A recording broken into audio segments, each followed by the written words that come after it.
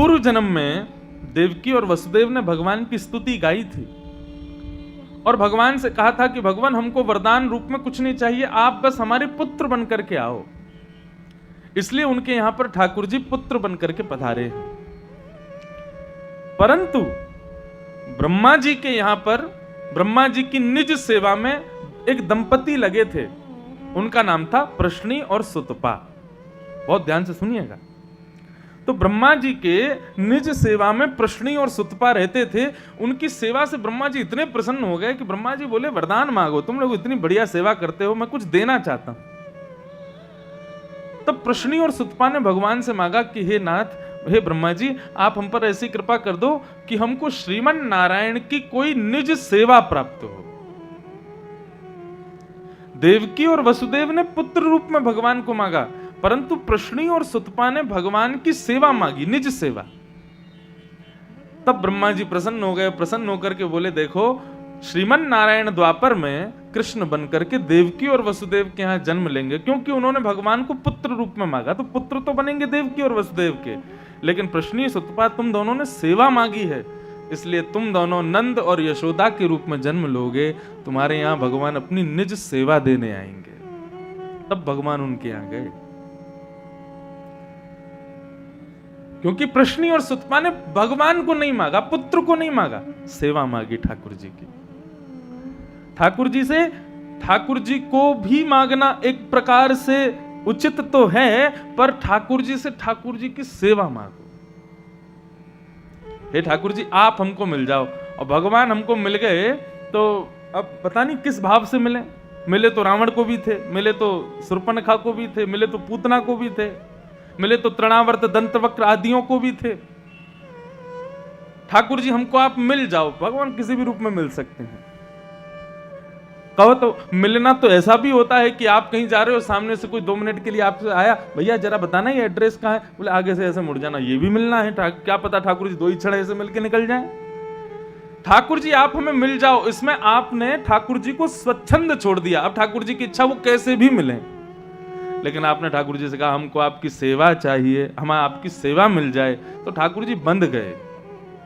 अब कुछ नहीं कर सकते, ठाकुर जी को देनी ही पड़ेगी। इसलिए सेवा मांगो जो नंद यशोदा ने मांगी है, प्रश्नी और सुतपा ने मांगी है। देवकी ने प्रार्थना की, भगवान आप तो पूरे आयुध आदि पूर्ण परब्रह्म के रूप में प्रकट हुए हैं, परंतु हमने तो आपको पुत्र रूप में मांगा था। मां मैं आया तो देखो पुत्र रूप में हूं, बालक बन के आया हूं, लेकिन ये सब आयुध इसलिए लेके आया हूं कि मामा कंस बालकों का जन्म लेते ही मार देता है, उसको मारने के भावना से आया हूं। देवकी और वसुदेव ने प्रार्थना की, भगवान हम आपको बाल रूप में देखना चाहते हैं। एक बालक को अपने हृदय से लगा करके मां जब पयोधर का पान कराती है, जो सुख मां को प्राप्त होता है वो सुख में पाना चाहती हूं भगवान, इसलिए आप बालक हो जाओ। भगवान कहने लगे भैया हम बालक हो जाएंगे तो फिर हमको दोबारा बड़े होने में समय लगेगा, दोबारा अपने पूरे आयुध आदियों में आने में फिर तो हमको समय पूरा लगाना पड़ेगा, और उसके लिए फिर हमको पूरी लीला करनी पड़ेगी। नहीं तो हम तो बिल्कुल फ्री में छुट्टी लेने आए थे कि जन्म लेते ही महाराज कंस को मार करके तुरंत चले जाएंगे, लेकिन अब आप कहते हो बालक हो जाओ तो फिर तो पूरी लीला हमको रचानी पड़ेगी। वसुदेव जी ने कहा भगवान इस विश्व को कृतार्थ कीजिए, लीला कीजिए। तब नाथ वसुदेव देवकी की बात मान करके एक छोटे बालक बन गए, और बन करके वसुदेव जी से कहा कि हे वसुदेव जी अब कृपा करो, थोड़ी देर हमारे साथ सुख लेकर के फिर हमको आप गोकुल छोड़ के आ जाओ। गोकुल में यशोदा मैया ने एक लाली को जन्म दिया है, उस लाली को ले आना। वो लाली कोई साक्षात साधारण नहीं है, वो साक्षात देवी भद्रकाली है। अभी हम उन्हीं के चरणों से कथा करके आ रहे हैं। वाराणसी में ही बिल्कुल बगल में ही है विंध्यवासिनी मैया। मैंने उनके चरण स्पर्श किए हैं। पंडित जी ने जब चरण स्पर्श कराए तो बोले आपको कुछ अनुभव हो रहा है? मैंने कहा कुछ लकीरें लग रही हैं। बोले ये कंस के हाथों के निशान हैं, क्योंकि उन्होंने चरण पकड़ के ऐसे पटका ना, तो बोले उसी के हाथों के निशान बन गए मैया के चरणों में। हमारे लाला की बहन है श्री विंध्यवासिनी मैया। बोले आप मुझे जाकर के वहां सुला दो और उस कन्या को लेकर के आप आकर के और कंस को दे देना। वसुदेव जी कहने लगे, बोले आप तो इतनी सरलता से कह रहे हो कि मैं आपको छोड़ा हूं, जैसे कि मानो मैं बिल्कुल कोई बंधन में ही नहीं हूं। भगवान हाथ देखो हथकड़ियां लगी हैं, पैर देखो बेड़ियां लगी हैं, और बाहर देखो कितने दरबान लगे हैं, डबल डबल ताले लगवा रखे हैं कंस ने, और आप कह रहे हो मुझे गोकुल छोड़ा। इतना आसान थोड़ा ही है। ठाकुर जी मुस्कुराने लगे। अब यहां देखो, भगवत पक्ष भागवत पक्ष सीधी बात कहता है, लेकिन इसका आध्यात्मिक पक्ष आपको समझना है। भगवान कहते हैं मेरे शरणागत के सारे बंधन टूट जाते हैं। केवल इतना कहा है भगवान ने कि आप मेरी शरण में आओ, तुमको बंधन छोड़ने नहीं पड़ेंगे, सारे बंधन तुमको अपने आप छोड़ देंगे, तुम बस आओ तो सही मेरे पास। अब यहां पर साधारण बात भगवान कह रहे हैं वसुदेव जी से, लेकिन इसका एक आध्यात्मिक पक्ष है। हम कहते हैं कथा में आओ, नहीं आ सकते महाराज जी। क्यों? अरे अभी बेटा की नई नई शादी हुई है, बहू अभी घर के काम वाम समझ रही है, उसको छोड़ के कैसे आए? बहू घर में है, बेटा की पढ़ाई चल रही है, और पति नहीं आने देंगे, सासू माँ यूं करेंगी, पत्नी हमारी अभी बीमार है, हम नहीं आ सकते, आदि आदि लोग बंधन बताते हैं अपने। वास्तव में जो अपने बंधनों का बखान करके ठाकुर जी की लीला कथा श्रवण एवं धाम दर्शन आदि के लिए नहीं जा पाते हैं, वास्तव में उन्होंने ठाकुर जी की शरण अभी ली ही नहीं है। इसीलिए तो बंधन बताए जा रहे हैं। ठाकुर जी की शरणागति होते ही बंधन तुम नहीं बताओगे, बंधन अपने आप ही छोड़ देंगे। तुम भैया वहीं रहो, कथा ही सुने आओ, तुम वहीं वृंदावन ही चले जाओ, बंधन तुम्हारा त्याग कर देंगे। अनंत रसिक श्री हरिराम व्यास जी परम विद्वान थे।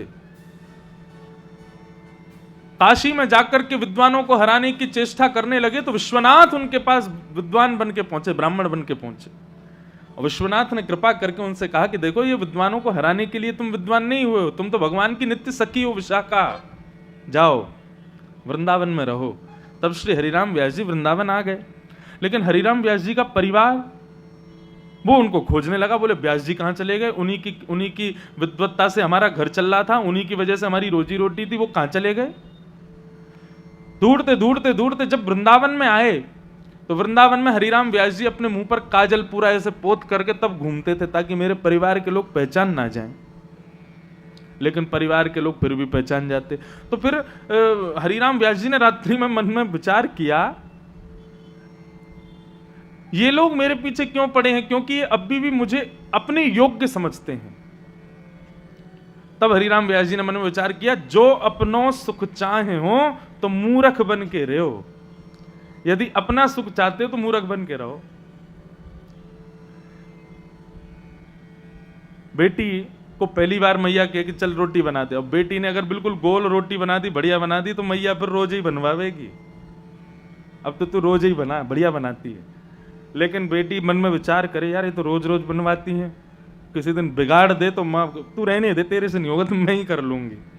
ठीक वही भाव हरिराम व्यास जी ने मन में विचार किया कि इनको लगता है कि मैं इनके योग्य हूं, इसलिए ये सब घूम रहे हैं यहां पे। दूसरे दिन हरिराम व्यास जी ने एक साधारण सी क्रिया की।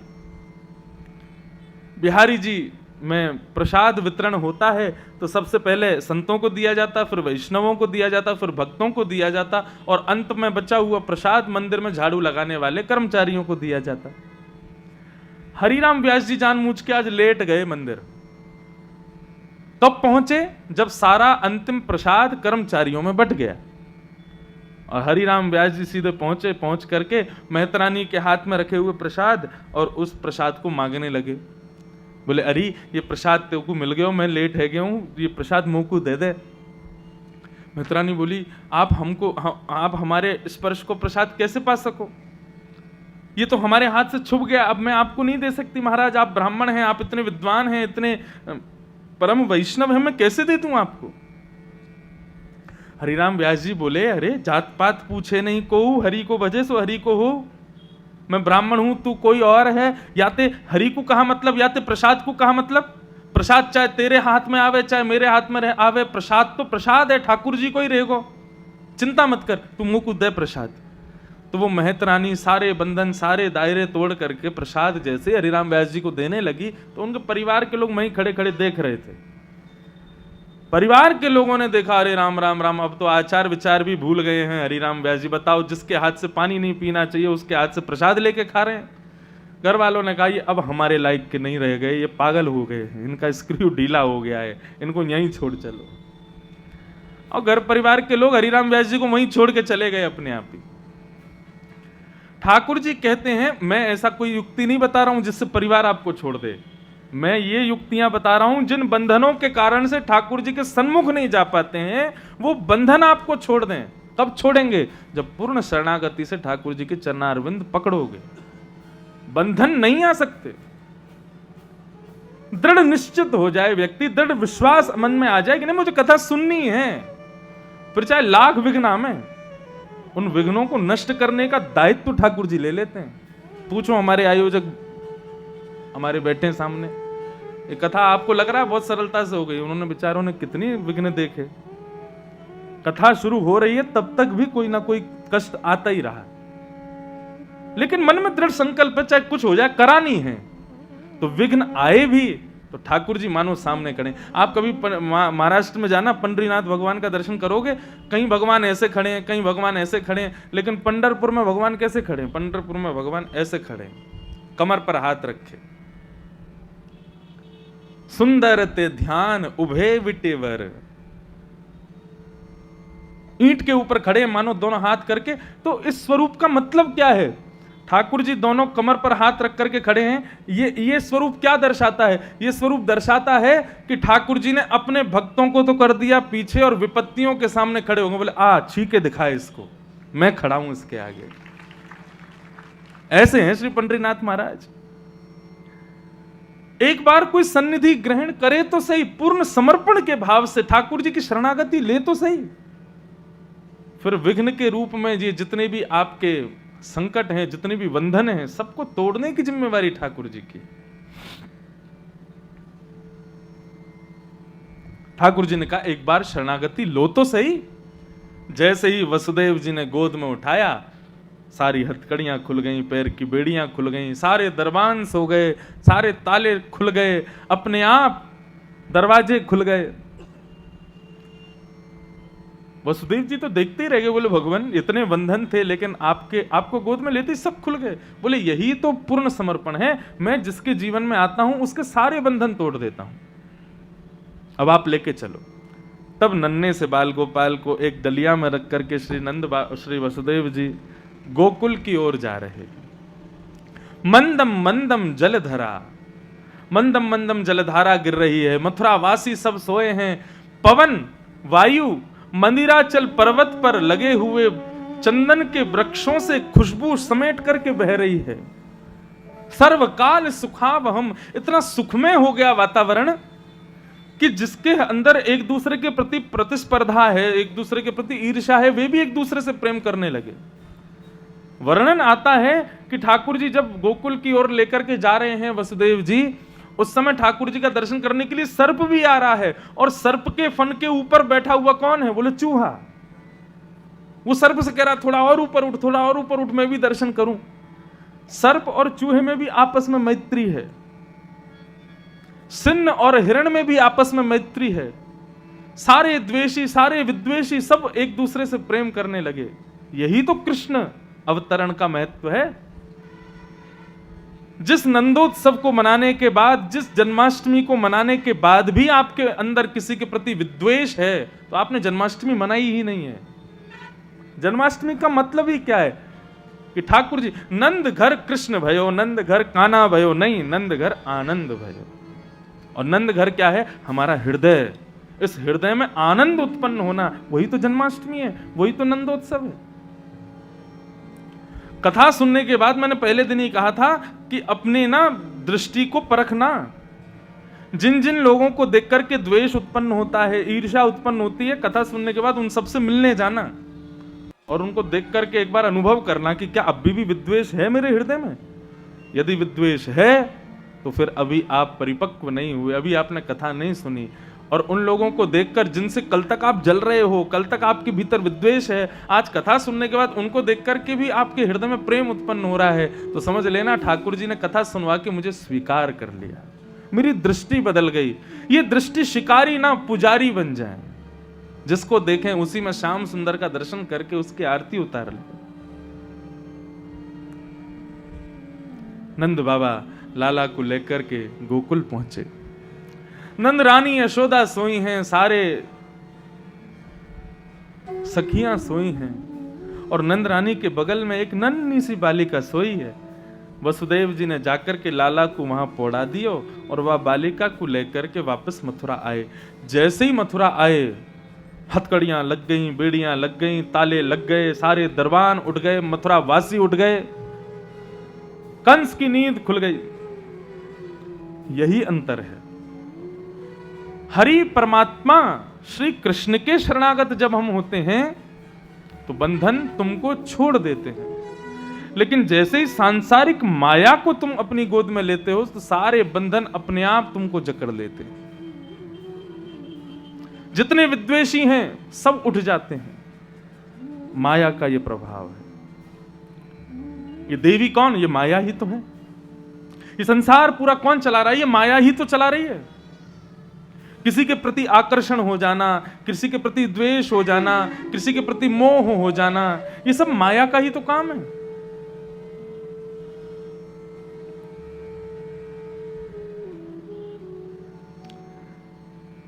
जैसी बालिका ने जन्म लिया, कंस दौड़ा दौड़ा आया, आकर के बोला कि ये पुत्र होना था, पुत्री कहां से हो गई? देवकी बोली, भैया इसको छोड़ दो, आपने मेरे सारे पुत्र मार दिए, ये तो बेटी है, इसके सहारे मैं रह लूंगी। कंस बोला, मैं सब कर सकता हूं, बेटी को नहीं मारूंगा। महामंत्री ने कहा, आपने बेटी समझ के छोड़ा तो इसका जो पुत्र होगा वो आपको मारेगा। जीवन भर चिंता में ही निकाल दोगे। अब तक चिंता थे कि 8वां मुझे मारेगा, और अब चिंता में रहोगे ये बेटी बड़ी हो रही है, इसका बालक मुझे मारेगा। अरे आज पूरी जड़ी खत्म कर दो भगवान, आज दया वया मत करो, बेटी या नहीं मारूंगा, मार दो। कंस ने तुरंत चरण पकड़ करके जैसे ही पृथ्वी पर पटका है, अष्टभुजी देवी भद्रकाली प्रकट हो गई। बोल विंध्यवासिनी मैया की, प्रकट हो गई और कहने लगी, अरे दुष्ट कंस, मुझ जैसे निर्दोष निरपराध बच्चों को मारता है? तेरे शत्रु कृष्ण ने तो जन्म ले लिया। कहां लिया? बोले ब्रजमंडल में ही ले लिया। ढूंढता रहे कहां लिया। कंस बड़ी चिंता में पड़ गया है। कंस ने सब राक्षसों की मंडली बुलाई, यहां पर सब चल रहा है मीटिंग आदि, अब आप लोग चलो मेरे संग गोकुल, वहां उत्सव मना लें थोड़ा। पूरे गोकुल में महाराज आनंद की लहर छाई है। अब सब ब्रजवासीन को लगवे लगो कि भैया अब तो नंद बाबा के लाला होएगो। क्यों? इतने ब्राह्मणन को जिमा रहे हैं, इतनी ब्रजवासीन को आनंद करवा रहे हैं, इतनो सब कछु मंगल है रहे हो, फिर तो नंद बाबा के लाला होएगो। बंधु एक बात कहें,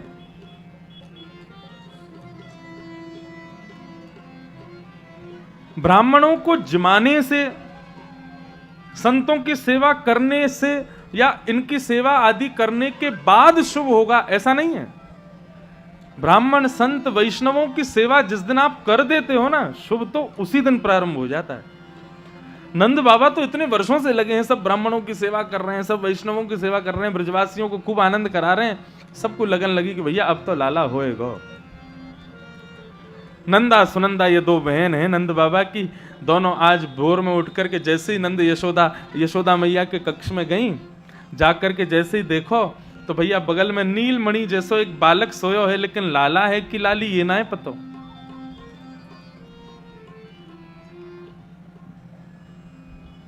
बहुत ध्यान से सुनिएगा। पुत्र हो या पुत्री हो, इसमें कोई विशेष बात नहीं है, लेकिन यहां पर स्पष्ट पुत्र की कामना कर रहे हैं। तो यहां पर अब जब ये बात कहते हैं ना, तो आजकल के लोग वुमेन एम्पावरमेंट ले आते हैं आगे। बोले क्यों? पुत्री क्यों मांगा? पुत्री क्यों नहीं मांगी नंद यशोदा ने? देखो श्रीमद् भागवत में वर्णन है, पुत्र भी नहीं मांगा। ठाकुर जी से क्या मांगा? बोले विष्णु आराधनार्थाय, हे नाथ हम पर ऐसी कृपा कर दो, 9 लाख गायें हैं हमारी, मेरे बाद इन गैयान की सेवा होती रहे, मेरे बाद इतने ब्राह्मण हमारे घर आते हैं उनकी सेवा होती रहे, मेरे बाद इतने सारे ब्रजवासी हमारे यहाँ आते हैं उनकी सेवा होती रहे। तो गौ, ब्राह्मण, संत और ठाकुर जी हमारे शालिग्राम जी, इनकी सेवा होती रहे। वाके लिए एक पुजारी हमको दे दो, एक उत्तराधिकारी हमको दे दो। हमको पुत्र नहीं चाहिए। हम पुत्र क्यों मांगते हैं? हमारा व्यापार बढ़ावे, और फिर आ जाता है भाव कि भैया हमारी मृत्यु होगी तो संस्कार कौन करेगा? पुत्र करेगा, इसलिए पुत्र मांगते हैं। ऐसा कहते हैं पुत्र होने से पुम नामक नरक से तर जाते हैं पित्र। लेकिन मेरे मन में भाव आता है कि पुम नामक नरक से तरने से बढ़िया पुत्र की इच्छा करते हैं लोग, लेकिन ऐसे पुत्र का क्या फायदा जो जीते जी घर को ही नरक बना दे? वो क्या नरक से तारेगा आपको? कभी पुत्र की या पुत्री की कामना ठाकुर जी से नहीं करनी। ठाकुर जी से क्या कहना है? हे ठाकुर जी, कृपा करके ऐसी संतान दो जो संतान ब्राह्मणों की सेवा करे, संतों की सेवा करे, वैष्णवों की सेवा करे, गौ की सेवा करे, श्रीधाम वृंदावन खूब स्मरण करे, आपके खूब भजन करे, खूब कीर्तन करे, खूब आपका मंगल गुणगान गावे। ऐसा एक उत्तराधिकारी, एक सुंदर सा पुजारी हमको दे दो। फिर उसके बाद में यदि पुत्र हो जाए तो कृष्ण ही समझना, पुत्री हो तो श्री किशोरी जी ही समझना। क्यों? क्योंकि ठाकुर जी कहते हैं भैया गौ ब्राह्मण संत सेवा मानव नहीं कर सकते, गौ ब्राह्मण संत सेवा तो मैं ही कर सकता हूं। यदि इस इच्छा से तुमको पुत्र चाहिए तो मैं ही पुत्र बन के आऊंगा। तो ठाकुर जी से कभी भी संतान मांगनी हो, वैसे तो कुछ मांगना नहीं चाहिए, लेकिन संतान की बहुत इच्छा हो तो इस भाव से हो, हे नाथ हमें इस भाव से चाहिए जिस भाव से नंद यशोदा ने मांगा है। 21 बार हरिशरणम का जाप करके जैसे ही चदरिया हटाए करके देखो महाराज नंदा सुनंदा तो आनंदित है गयो। एक दूसरे को मुख बंद किया, अरे अरे चिल्लावे मत, सबन को पता चल जाएगी। सबसे पहले ये खबर जाके नंद बाबा को बताएंगी। नंद बाबा बैठे हैं गौशाला में, गैयान के बीच में बैठ के माला फेर रहे हैं, अबई तो भयो ना है, अबई तो भयो ना है, अबई तो भयो ना है, ना जाने कब होएगो। इतने में नंदा सुनंदा गई, दोनों ने जाकर के एक दूसरे के हाथ पकड़ के बीच में ले लिए नंद बाबा, दोनों गोल गोल घूमन लगी। बाबा है गयो। बोले कहाँ भयो? अरे है गयो। अरे कहाँ भयो? पहले हमको बताओ कहाँ दोगे? बोले तू जो कहेगी सो देंगे। बोले जो कहूंगी सो दोगे? बोले हाँ। बोले 9 लाख को हार चाहिए, 9 लाख को हार। अरे तू 9 लाख की बात करे, तू कुछ 16 लाख को हार दूंगा, तू बता तो सही कहाँ भयो? बोले बाबा आपने इतने ब्राह्मण जिमाए, इतनी संतन की सेवा करी, इतनी गौवन की सेवा करी, इन सबन के फलस्वरूप आपके घर नीलमणि जैसो लाला आयो है। अब तो जैसे ही सुनी महाराज लाला भयो है। 80 बरस के नंद बाबा तो खुशी के कारण 16 बरस के है गए। सीधे जाकर के यमुना में कूदे हैं, स्नान कियो, तिलक लगायो, इत्र लगायो, पीली बगलबंदी पहनी, पीलो पाग लगायो सिर पे। और महाराज सब ब्रजवासीन के घर घर जा जा करके नंद बाबा गाते जा रहे हैं, भैया आप सबन के आशीर्वाद से लाला भयो है, आप सबन के आशीर्वाद से गोपाल भयो है। अच्छा गोपाल कोई नाम नहीं, गोपाल भयो है मतलब गौ को पालक भयो है, गौ माता को सेवक भयो है। आप सबन के आशीर्वाद से गोविंद भयो है, यही नाम गाते हुए जा रहे थे। अब तो महाराज जो सुने कि नंद बाबा के लाला भयो, वही आनंद में भरियावे सब लोग सज धज के पहुंचे हैं और नंद भवन के बाहर जाकर के सब बधाई गा रहे हैं। बधाई हो, बधाई हो, बधाई हो, बधाई हो। सब लोग विराजमान हो जाओ। राजनंद गांव, आपके स्थान का एक तो नाम ही इतना सुंदर है, राजनंद गांव। अब भले ही नांद गांव है, लेकिन हम तो नंदगांव को नंदगांव ही बोलते हैं, राजनंद गांव। ठाकुर जी का अब देखो बातचीत बाद में करना, माताएं सब लोग बैठ जाओ। हाँ बिल्कुल शांति का परिचय देंगे सब लोग, बिना हल्ला गुल्ला करे बिल्कुल सब लोग बैठो। अब हम लोग आगे की कथा में प्रवेश करें।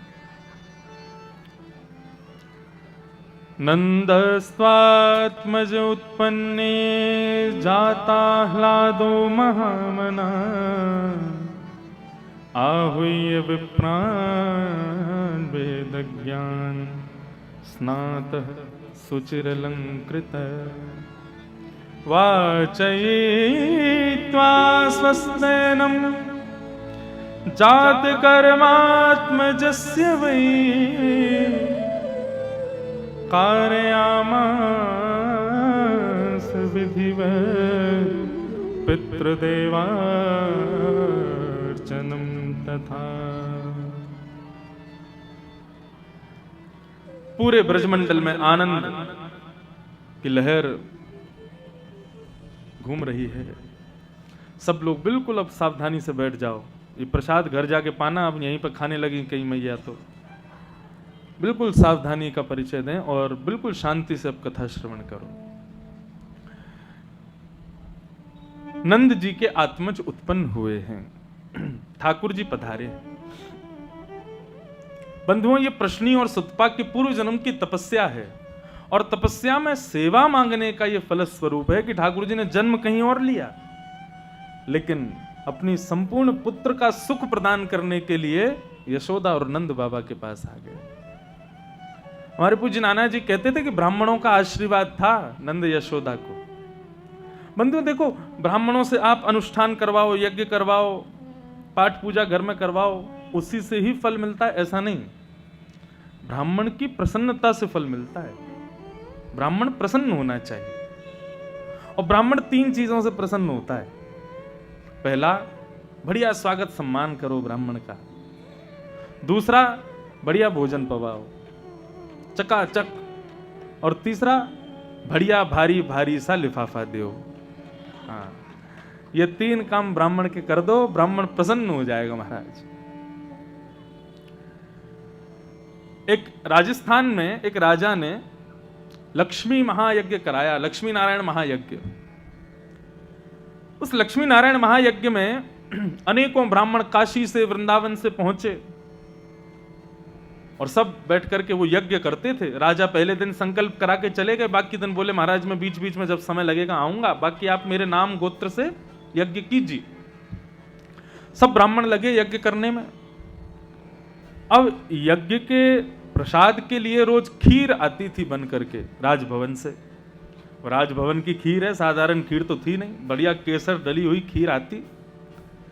एक बार उस खीर को लेकर के महाराज, छोटे छोटे ब्राह्मण बालक भी थे उनके साथ में, उन बालकों का बड़ा मन आ गया, जीभ में पानी आ गया। बोले कि ये खीर का इतना बढ़िया भोग आया है, लेकिन क्या करें, मिलेगा नहीं। क्यों? यज्ञ में डालना पड़ेगा, यज्ञ नारायण का भोग है। बालकों ने कहा किसको पता चल रही, खा जाओ। और सारे बालकों ने दोने उठाए और महाराज यज्ञ नारायण भगवान के लिए आया हुआ प्रसाद खीर का सब ब्राह्मणों ने पा लिया। ब्राह्मणों ने पा तो लिया, बोले भाई ऐसे रखो कि पता नहीं चले राजा को। राजा को यदि पता चल गया तो राजा पे तो एक ही डंडे तलवार निकाल के सर धड़ से अलग कर देगा। राजा को नहीं पता चलना चाहिए, हमने ऐसा कर दिया है। बोले ठीक है। अब महाराज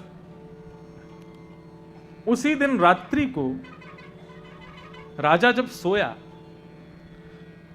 तो रात्रि में राजा रानी दोनों अपने कक्ष में सोए थे, लेकिन जब सुबह उठे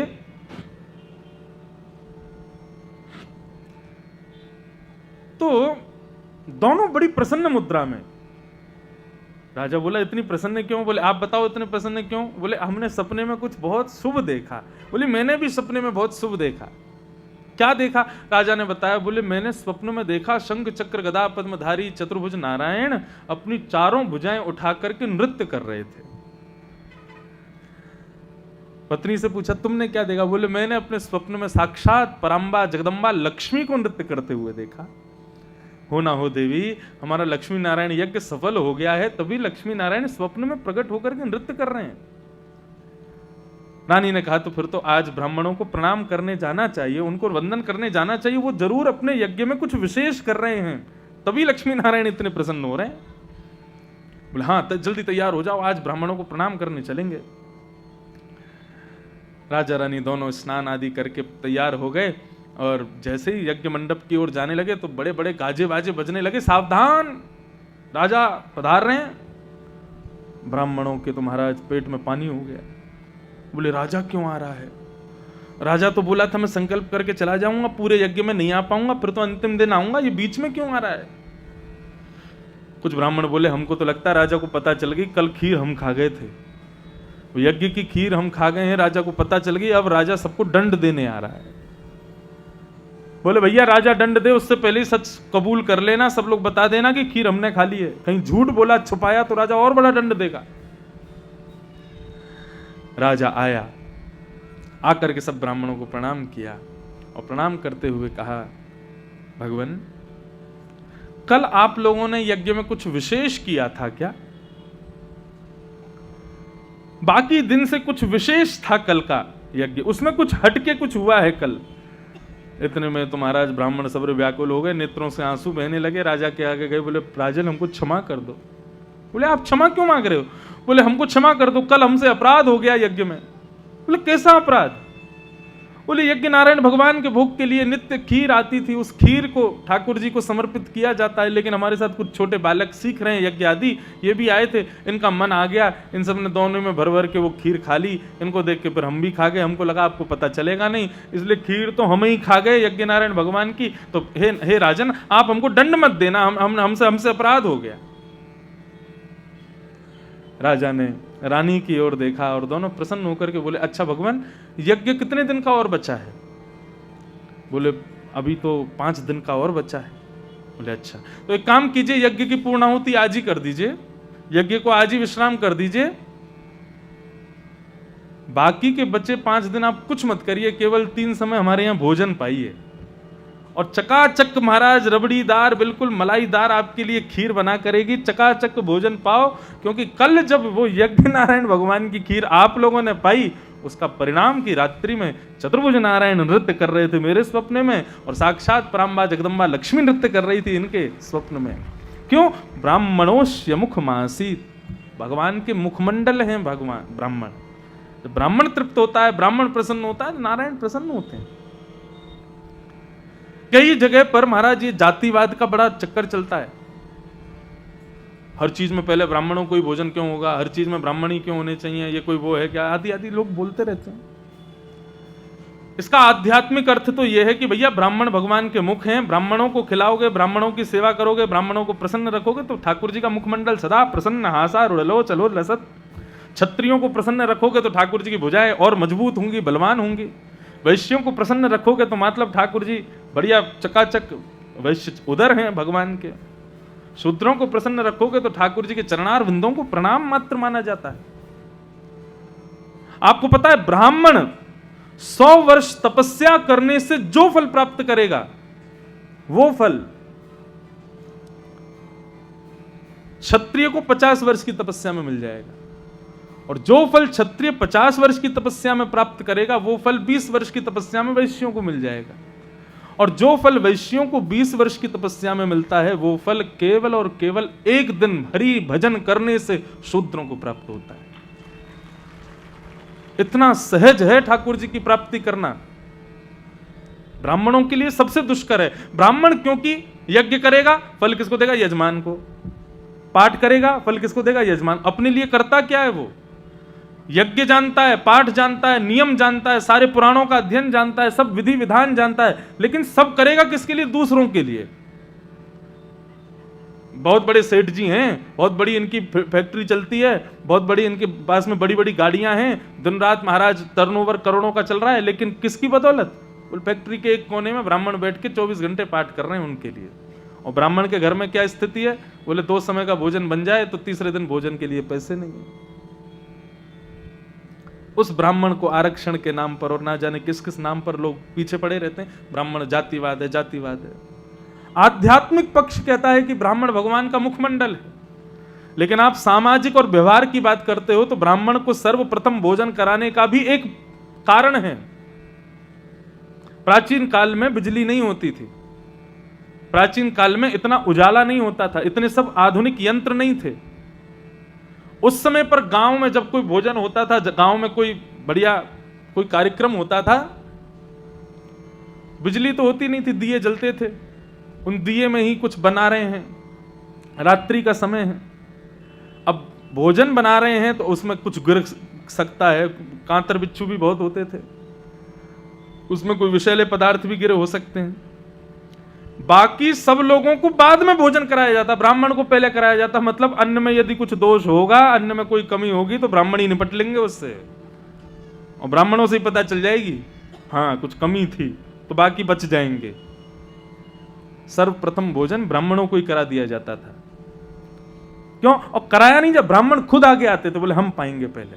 क्यों? हमको भगवान का मुख कहा गया, यदि इसमें कोई दोष होगा भी तो हमारे पाने से नष्ट हो जाएगा। और बाकी के लोग सतर्क हो जाएंगे। कोई दोष हुआ, हमको कोई बीमारी हारी हो गई, तो बाकी के लोग सतर्क रहेंगे कि भैया ये सब्जी ठीक नहीं है, ये सामग्री ठीक नहीं है, औरों के पाने योग्य नहीं है, बाकियों की रक्षा हो, सुरक्षा हो। इसलिए ब्राह्मण भोज पहले होता है। नमक ज्यादा होगा, चलो ये तो पुरानी बात हो गई कि उस समय पर कोई विषैला पदार्थ ना गिर गया हो, कीड़े मकोड़े आदि कुछ ना गिर गए हो सब्जी आदि में, इसलिए ब्राह्मण। आजकल की परिभाषा में देखो तो महाराज रायते में नमक कितना, सब्जी में नींबू है कि नहीं, किसमें क्या कमी है, ब्राह्मण पहले ही पाके सबको बता देते हैं, ताकि बाद में पाने वालों के लिए भोजन स्वादिष्ट ही परोसा जाए। पहला ब्राह्मण पा लेता है। हम लोग हर चीज में नकारात्मकता ही क्यों देखते हैं, कहीं पर सकारात्मकता क्यों नहीं देखते? सब जगह गलत ही क्यों सोच के रखा है?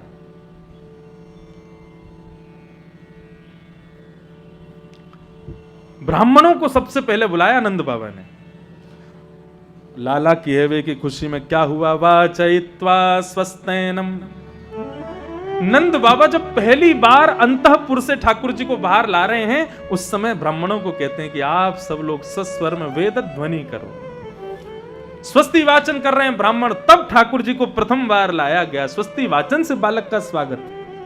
बंधुओं देखो, ये नंदोत्सव की कथा है ना, खूब सुनी होंगी आपने कथाओं में, लेकिन एक प्रकार से ये एक विधि है कि कल को हमारे घर में जब कोई बालक उत्पन्न हो तो उस समय घर का माहौल ऐसा रखो जैसा नंद बाबा ने रखा है। सबसे पहला क्या, बोले ब्राह्मणों को बुलाकर के स्वस्ति वाचन, वेदक ध्वनि करवाओ घर में। अरे वो बालक है, परम शुद्ध है, परम मुक्त है, उसका कोई नाम नहीं है, वो अनामी है, इसका मतलब वो साक्षात भगवान का स्वरूप है। जब घर में आवे वेद ध्वनि से उसका स्वागत करो, पुष्प वर्षण करो, सबको बधाइयां बांटो, खुशी में, प्रसन्नता में। हमारे घर लाली हुई है, हमारे घर लाला हुआ है, पूरे घर को सजाओ इस भाव से कि साक्षात ठाकुर जी हमारे घर पधारे हैं। इस प्रकार उस बालक का जब अगवानी की जाए ना कि साक्षात ठाकुर जी के रूप में ही, तो वो बड़े होकर के कोई वैष्णव भक्त ही होगा, ठाकुर जी का अंश उसमें आ जाता है।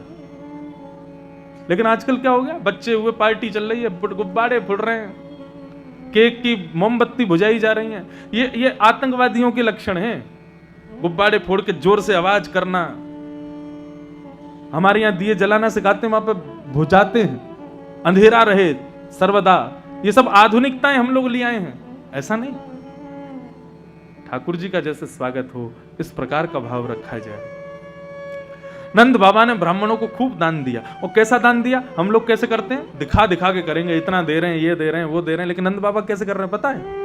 यहां पर वर्णन है, नंद बाबा ब्राह्मणों को बड़े बड़े थाल में गेहूं के पर्वत बना करके, चावल के पर्वत बना करके, मूंग के पर्वत बना करके, ऐसे पर्वत बना बना करके दे रहे हैं। देखने वालों को लग रहा है कि गेहूं दिए जा रहे हैं, चावल दिए जा रहे हैं, अनाज दिया जा रहा है, आदि आदि वस्तुएं दी जा रही हैं, धन आदि नहीं दिया जा रहा। ब्राह्मण भी ले तो रहे हैं, बोले इतना सब दे दिया, अनाज वनाज, इससे बढ़िया तो कोई दान दक्षिणा ही दे देते। लेकिन ये नंद बाबा का हृदय है। ब्राह्मण जब उसको लेकर के अपने घर आए, ब्राह्मणी से बोले, लो भैया, नंद बाबा के लाला हेवे की खुशी में ये आज बधाई मिली है। अरे इतनो सारो अनाज लिया है, या तो बढ़िया तो दक्षिणा लिया थे। बोले हम कहा के हैं, नंद बाबा ने जो दी सो लिया है, चलो कोई डिब्बान में इनको भर लो। और जैसे ही ब्राह्मणी उन पर्वतों को, जो अनाज के पर्वत बन के दिए हैं, उनको जैसे ही डिब्बों में भरना प्रारंभ करती है, तभी क्या देखती है, बाहर से तो अनाज से छिपे हुए हैं, भीतर तो महाराज दुनिया भर के रत्न, हीरे जवाहरात, सोने चांदियों से भरकर के ब्राह्मणों के घरों को भरा है। और जैसे ही ब्राह्मण उसको देखते, ब्राह्मणी उसको देखती, अपने घर को बंद करके दौड़ के जाते, नाचते हुए, गाते हुए, और फिर बधाई देते, नंद बाबा तुम्हारो लाला जुग जुग जीवे। ऐसा हृदय है नंद बाबा का। ये तो नंद बाबा की हृदय की बात है। गोकुल के हृदय की, मैंने अभी अभी आप लोगों से क्या कहा कि भाई लूटो, और लूट के क्या करो, पीछे लुटाओ। क्यों? क्योंकि नंद गोकुल की स्थिति भी यही थी। नंद बाबा अटारी से लुटा रहे हैं, सोने चांदी हीरे जवाहरात लुटा रहे हैं, और हाथ में जो पड़ रहा है नंद बाबा लुटा रहे हैं। लेकिन ऐसा नहीं कि गोकुल के लोग एक दूसरे पर झपट करके छीन रहे हो और महाराज खींच रहे हो हमको मिले, नहीं। वे सब इस प्रकार हाथ करके खड़े हैं, और नंद बाबा जैसे लुटाते हैं तो हाथ में लेकर के वे सब भी पीछे लुटाते हैं। कोई अपने पास नहीं रख रहा है, क्योंकि उन सब का हृदय भी तो आह्लादित हुआ है। अकेले नंद बाबा आनंद में थोड़ी है, पूरा ब्रजमंडल आनंद में है। महाराज ठाकुर जी को जन्म भयो गोकुल में, और बधाई कहां तक पहुंची? बोले बरसाने तक लूटी है। क्यों? बोले जाके हाथ में आवे वही लुटा रहा है, अपने पास नहीं रख रहा है कोई, सब लुटा रहे हैं। इसलिए गाया, बोले कहा है रो ब्रजमंडल में? बोले आनंद है रो आज तो ब्रजमंडल में। क्यों? नंद बाबा के लाला भयो है। आनंद की कोई परिभाषा नहीं है बंधुओं। नारद भक्ति सूत्र में श्री नारद जी महाराज कहते हैं, प्रेम स्वरूपम अवर्णनीयम। आनंद का स्वरूप, प्रेम का स्वरूप क्या है? बोले जिसका वर्णन ना किया जा सके वो है। नारद जी कहते हैं जिसका वर्णन हो जाए ना, वो सब कुछ हो सकता है, लेकिन आनंद नहीं हो सकता, प्रेम नहीं हो सकता। लाखों कथाएं हो रही हैं, वर्षों से कथाएं होती आ रही हैं, हर जगह नंदोत्सव हो रहा है, लेकिन आज तक नंदोत्सव का हम लोग केवल एक मात्र ट्रेलर देखते हैं अपनी कथाओं में। वास्तविक नंदोत्सव कैसा रहा होगा उसका तो अनुभव भी नहीं कर सकते। व्यक्ति अपना जन्मदिन मनाता है, 20 साल का, 25 साल का, 30 साल का, 35-50 साल तक अपना जन्मदिन मनाता है, लेकिन 40-45 के बाद में उसका जन्मदिन आता है ना, सब खुशियां मनाते हो, लेकिन उस व्यक्ति के हृदय में इतनी खुशी नहीं होती। वो सामान्य होता है अपने जन्मदिन पर। कई घरों में देखा, माता पिता तो बताते ही नहीं बच्चों को कि आज उनका जन्मदिन है, लेकिन जन्माष्टमी आज भी पूरे भारतवर्ष में ऐसी मनाई जाती है कि ऐसा घर में किसी बालक का जन्मदिन नहीं मनता। और कब से मनाई जा रही है? 5000 वर्षों से मनाई जा रही है। सब मना रहे हैं।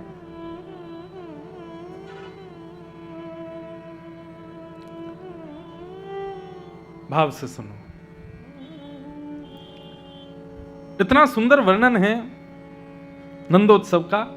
अवाद्यंत विचित्राणी वादित्राणी महोत्सवे। ब्रजवासी कैसे उत्सव मना रहे हैं? बोले ढोल नगाड़े तबला सब बजा रहे हैं, लेकिन बजाते बजाते बजाते बजाते बजाते बजाते अब वो कब तक बजे? उत्सव तो खत्म होने का नाम ही नहीं ले रहा है। 6 महीने तक चलता रहा। आपको कहां तक बताएं, हमारे वृंदावन में ठाकुर जी की छठी पता कब पूजते हैं? अष्टमी से एक दिन पहले, सप्तमी को। और छठी कब पूजती है? जन्मोत्सव के, बालक के जन्म होने के 6 दिन बाद छठी पूजती है। लेकिन हर वर्ष जन्माष्टमी से एक दिन पहले छठी पूजती है हमारे वृंदावन में। मैंने एक बार पूछा, मैंने कहा भैया ये तो अष्टमी कल है, तो अष्टमी के 6 दिन बाद ठाकुर जी की छठी पूजनी, और छठी उत्सव होता भी है कई जगह, लेकिन वृंदावन के कई मंदिरों में एक दिन पहले छठी पूजते हैं, अगले दिन जन्माष्टमी। मैंने कहा ये क्या तरीका है? छठी तो अष्टमी के 6 दिन बाद पूजनी चाहिए। तो एक हमारे ब्रजवासी बाबा ने इतना बढ़िया तर्क दिया। बोले अरे लाला तो को लाए पतो? मैंने कहा भयो? बोले अरे नंद बाबा के यहाँ जब लाला भयो तो इतना उत्सव मनायो, इतना उत्सव मनायो, इतना उत्सव मनायो कि छठी कब निकल गई कोई को पता ही नहीं चली। जब लाला 1 वर्ष को हैवे वारो, सबने आकर के मैया को बताई, मैया तुमको पता हो कल कहा है? बोले कहा है? बोले कल अष्टमी है, लाला को पहलो जन्मदिन है। बोले अच्छा, इतना उत्सव मनायो कि हम तो भूल ही गए कि 1 वर्ष हैवे वारो। तभी एक बूढ़ी बड़ी आई बाने आकर के कही, अरे तुम तो ऐसे उत्सव में व्यस्त है गई कि लाला की तुमने छठी भी ना पूजी, 1 साल को है क्यों आगो लाला। तब यशोदा मैया के अरे छठी पूजन करो। तो ठाकुर जी जादना 1 वर्ष के भय वासे ठीक 1 दिन पहले ठाकुर जी की छठी पूजी। उस भाव से ब्रजमंडल में आज तक अष्टमी से 1 दिन पहले छठी पूजते हैं। क्यों? बोले ब्रजवासी भूल गए थे छठी पूजना, 1 वर्ष बाद याद आई कि हमने तो छठी पूजी नहीं। ये किस बात को दर्शाता है कि आप आनंद की पराकाष्ठा सोचो क्या रही होगी ब्रजवासियों की। आज भी कितने भी बड़े ब्याह हो रहे हो, कितने भी बड़े उत्सव घर में हो रहे हो, लेकिन बड़ी बूढ़ी माताएं अभी भी नहीं भूलती क्या कब क्या करना है। वो दही देवता पूजने हैं, बाहर ऐसे करना है, ये यहाँ दिया जलाना है, यहाँ पे हल्दी लगानी है, उनको सब याद रहता है, चाहे कितना भी बड़ी शादी हो रही हो, कितना भी उत्सव मन रहा हो। लेकिन ठाकुर जी के जन्मोत्सव में लाखों करोड़ों ब्रजवासी भूल गए कि ठाकुर जी की छठी नहीं पूजी है। तो सोचो कैसा उत्सव रहा होगा। तो वाद्यंत विचित्राणी वादित्राणी महोत्सवे। आज की कथा तो जन्मोत्सव के भाव में ही निकल जाएगी। बोले ब्रजवासी इतने आनंद में है कि महाराज ढोल नगाड़े बजा रहे हैं, बजाते बजाते ढोल नगाड़े तो फट गए। अब बजाने को कोई यंत्र नहीं मिले, कोई साधन नहीं मिले, तो क्या कर रहे हैं? एक दूसरे के, किसी के सिर पे बैठ के तबला बजा रहे हैं, किसी की कमर पे ढोलक बजा रहे हैं, कोई बाल्टी उठा के बजा रहा है। विचित्र विचित्र प्रकार के वाद्य, जहां से भी ध्वनि आती है ब्रजवासी उसी को पकड़ के बजाने लग जाते हैं और गा रहे हैं नंद घर आनंद भयो जय कन्हैया लाल की। ऐसा उत्सव मन रहे हो। जैसे कोई ब्रजवासी दिखे बाकी टांट पे बाल नहीं है, बात आजा बढ़िया तबला आयो है 2 नंबर को चला बजा, ऐसा उत्सव मन रहे हो है। या उत्सव को भाव कहो ना जा सके।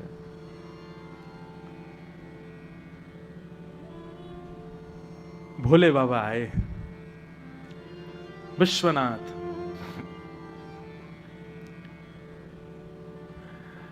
विश्वनाथ पधारे।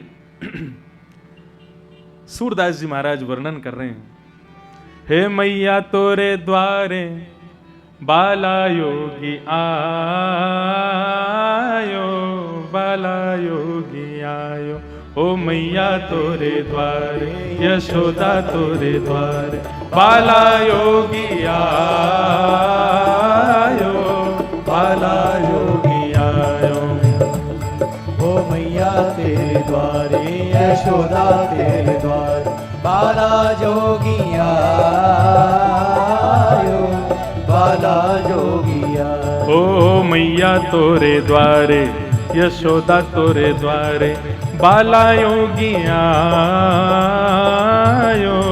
बाला योगी आयो, ओ मैया तेरे द्वारे यशोदा तेरे द्वारे बाला जोगी आयो, बाला जोगी आयो। ठाकुर जी को प्रादुर्भाव भयो।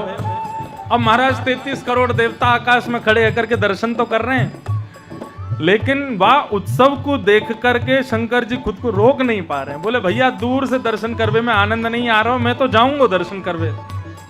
और इतने में ही महाराज अलग निरंजन त्रिशूल हाथ में लिए डमरू घुमाते भये, त्रिपुंड लगाए, भस्म रमाए, कानन में बिच्छू टांगे हैं, बागंबर पहनो है और नृत्य करते भये गोकुल की गलीन में एक योगी के भेष में महादेव पधारे हैं। हर हर महादेव भिक्षा लेकर के मैया के चरणन में ही रह गई। बोले मैया हमें तो एक ही भिक्षा चाहिए, आपके लाला के दर्शन की भिक्षा, और कुछ नहीं चाहिए। मैया बोली माँ आज क्षमा करो, मैं सबको दर्शन करा सकूं लेकिन आपको दर्शन नहीं कराऊंगी। क्यों? आप तो दर्शन करके खुश हो जाओगे लेकिन मेरा लाला आपको देख के डर जाएगा। बोले मैया इन नागन ते डरेगो, तू कहा जाने तेरो लाला तो 1000 फन वाली नाग पे सोवे। बोले हम बे मेरो लाला 1000 फन वाले नाग पे सोवे, नाग पे सोवे तेरो शत्रु, मेरो लाला ना सोवे नाग पे। बाबा मुस्कुरा रहे हैं।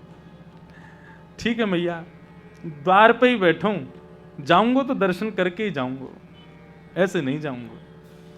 मैया बोली या द्वार को बंद करवा दूंगी, चिनवा दूंगी, यहां से आनो जानो ही बंद कर देंगे हम, मेरो लाला दूसरे द्वार पे चलो जाएगा, लेकिन तो को दर्शन नहीं कराऊंगी। मैया हम पे पाम है, हम दूसरे के द्वार पे चले जाएंगे। बोले मो को अपनो लाला घर में बुढ़ो करना आ जाए लेकिन तो को दर्शन नहीं कराऊंगी। तेने भी अभी हमारी हट ना देखी। बाबा बेचारे निराश हताश है करके एक कोने में जाकर के बैठ गए और नेत्र बंद करके पालना में पौड़े भये ठाकुर जी से बोले कर लो, खूब आनंद करो, आप तो बढ़िया प्रेम से झूल रहे हो पलना में, ब्रजवासी सब उत्सव मना रहे हैं, सबन को दर्शन है रहे हैं, सब आनंद कर रहे हैं, हम इतनी दूर से चल के आए हैं आपको दर्शन करवे के काजे, आपको आशीष लेवे के काजे, और बिल्कुल राजा महाराज थाटते लेटे भये हो, पौड़ रहे हो, आनंद कर रहे हो। ठाकुर जी बोले मैं कहा करूं, मैं मैया के बंधन में हूं। बोले मैया के बंधन में तो आ ही जाओगे। बोले आप ही बताओ मैं कहा करूं। बोले मैंने योगी हट करके देख लियो, काम नहीं बनो, मैं योगी हट में हूं, मैया त्रिया हट में है, तीसरो आप ही कर सको, सबसे बलवान है बाल हट। ठाकुर जी बोले कहा करना पड़ेगा। बोले इतनी जोर से रो, चीख चीख के रो कि मैया के कान में दर्द है जाए। कोई भी उपाय से तुम्हारी चीख दूर नहीं हो, तुम्हारा रुदन दूर नहीं हो, तब अंत में हमको बुलाया जाएगा, तब आपके दर्शन होंगे। ठाकुर जी बोले तो लो फिर। अब तो महाराज ठाकुर जी ने रोना शुरू किया, ऐसे रोए, लाल पड़ गए ठाकुर जी, बिल्कुल मुखमंडल टमाटर जैसे हो गए लाला को। अब तो मैया गले से लगाए घूमे, सब गोपी आ करके कोई नजर उतारे, कोई गुजर उतारे, कोई नारायण कवच को पाठ लगावे, कोई हनुमान चालीसा को, पास में हनुमान चालीसा तो रही नहीं होगी, हनुमान चालीसा तो अभी आई है, कोई और कवच को पाठ सुनायो, लेकिन लाला की रुदन दूर नहीं हुए। कोई खिलौना खिला रहे हैं, कोई झुंझुना हिला रहा है, कोई लाला को पलना झुला रहा है, लेकिन लाला तो रोते रोते नीले पड़ गए महाराज। यशोदा मैया व्याकुल। बोले मेरे लाला को ठीक करो। तभी वो बूढ़ी बड़ी अम्मा आई, बोले मैया मेरी बात मान लो, मैं कह रही हूं तुम्हारे लाला को नजर लगी है। और मैं जब बाबा को लेके आई, वो चेहरा ही एक्सपर्ट लग रहा हूं मैं, वाकई रूप ही लग रही है कि वो नजर उतार सके। मैया वही को बुलाओ। बोले लेकिन बा के गले में तो शेष नाग है, बा के तो पूरे, बोले बा से मतलब ना है, बा को बुलाए लो, नजर उतर जाएगी। लाला को स्वस्थ होना बहुत जरूरी है। यशोदा मैया बोली तो ठीक है, अब ज्यादा दूर गए हो नहीं होगा, पीछे ही बैठो होगा, बा को ले आओ। फिर इतने में गोपी दौड़ी दौड़ी गई तो महाराज आंख बंद करके बिल्कुल ध्यानस्थ बैठे महादेव। गोपी आई, बाबा राम राम, कहो क्या बात है। बोले भीतर बुलाया और नंदरानी यशोदा ने, लाला को नजर लगी, आप चल करके नजर उतार दो। महादेव बोले हम पे समय नहीं है, जाओ, हम बहुत व्यस्त हैं अब। बोले बाबा ऐसे क्यों कर रहे? बोले जब हम कह रहे थे हमें दर्शन कराओ, नजर उतार देंगे, तब तो मैया बड़े भाव खा रही, इन सांपन से डरेगो, बिच्छून से डरेगो, और अब घूम फिर के हमारी जरूरत पड़ रही है। बाबा आप चलो ना, पहले तो केवल दर्शन होते, लेकिन अब तो आपको लाला छुवे को भी मिलेगा, आपकी गोदी में भी दे देंगे। अब तो जैसे सुनी महादेव ने कि हमारे साक्षात प्रभु मेरी गोद में खेलेंगे, तुरंत उठ गए महाराज, बोले लेके चलो अभी। इतने में ही महादेव भीतर पहुंचे हैं, पालना में सोए हैं नंदलाल। सूरदास जी वर्णन कर रहे हैं, पंचवेर परिक्रमा करके, पंचवेर परिक्रमा करके, पंचवेर परिक्रमा करके, पंचवेर परिक्रमा करके, श्रृंगीनाद बजायो बाबा, श्रृंगीनाद बजायो। महादेव भीतर गए और जाकर के लाला की 5 बार परिक्रमा करके अपनो श्रृंगी निकाल करके जैसे ही श्रृंगी नाद बजायो, पालना में सो रहे नंद नंदन के नेत्र में मोटे मोटे आंसू हैं, गाल लाल पड़े हुए हैं रो रो करके, लेकिन जैसे ही श्रृंगी को नाद भयो, ठाकुर जी चुप रह गए, शांत रह गए। ऊपर महादेव को देखने लगे, ठाकुर जी के गले में लपटे भये सरपन की माला, कानन में बैठे भये बिच्छून के बढ़िया कुंडलन को देख करके ठाकुर जी उनको पकड़ने को प्रयास करने लगे, उनसे खेलने लगे। ये दृश्य देख करके सूर श्याम बलिहारी या पे, सूर श्याम बलिहारी या पे, सूर श्याम बलिहारी या पे, सूर श्याम बलिहारी या पे, ओ अपनो भाग जगायो बाबा, अपनो भाग जगायो, हाँ अपनो भाग जगायो, अपनो भाग जगायो। ओ मैया तोरे द्वारे, यशोदा तोरे द्वारे, बाला योगी आयो, बाला योगी आयो। मैया तेरे द्वारे, यशोदा तेरे द्वारे, बाला जोगी आयो, बाला जोगी आयो। ओ मैया तोरे द्वारे, यशोदा तोरे द्वारे, बाला योगी आयो, बाला योगी आयो, बाला तेरे द्वारे, यशोदा तेरे द्वारे, बाला जोगी आयो, बाला जोगी आयो। ओ बाला जोगी आयो, बाला जोगी आयो, हाँ बाला जोगी आयो, बाला जोगी आयो, हे बाला योगी आयो। महादेव दर्शन करवे गए, ठाकुर जी को जैसे ही गोद में लियो है, नेत्रन से अश्रुधार बहन लगी। ठाकुर जी ने मंगल दर्शन श्री शिव को प्रदान किए और बाबा ने ऐसी नजर उतारी, महाराज ठाकुर जी तो किलकिल करके हंसन लगे। मैया ने जब ये ध्वनि सुनी, नेक्स्ट से ठाकुर जी भी 6 दिन के ही हैं और इतने आनंद में हंस रहे हैं, तो ये देख करके तो मैया बोली बाबा अब तो ऐसी कृपा करो तुम यहीं बस जाओ, जब जब मेरो लाला रोए करेगा तब तब तुम्हें बुला ले करूंगी। तो आज भी हमारे पूरे ब्रजमंडल में जहां जहां ठाकुर जी ने लीला करी, वहां वहां महादेव के मंदिर विराजमान। वास्तव में इतने बड़े बड़े राक्षस आए, इतनी आपत्ति विपत्ति सब आई ठाकुर जी पे, लेकिन नजर गुजर उतारे वारो संग ही बैठो, महादेव हर लीला में साथ थे। चाहे गोवर्धन लीला हो आशीश्वर के रूप में, गोकुल की लीला हो वहां भी विराजे, वृंदावन की ब्रज की रास लीला हो तो गोपेश्वर महादेव बन के विराजे। सब जगह महादेव ने अपनी लीला ठाकुर जी के संग की है। आगे ठाकुर जी धीरे धीरे बड़े भये। पूतना मारवे के काजे आई। भगवान ने पयोधर को पान किया और पयोधर को पान करके महाराज पूतना को सदगति प्रदान करी। अब हम क्या करें, आज नंदोत्सव में इतना समय लग गया कि पहुंच ही नहीं पाए 56 भोग तक। लेकिन यही समझ लो जैसे वो पद में गा रहे थे ना, क्या था भाव, जियो श्याम लाला खीर जलेबी पूड़ी लड्डू पुआ क्यों बने हैं, बोले आज यशोदा के घर आनंद हुआ। तो आज लाला की हवे की खुशी में ही 56 भोग है गए।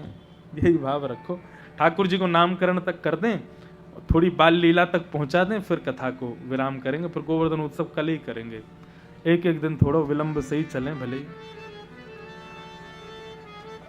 ठाकुर जी धीरे धीरे अब 3 महीना के है गए।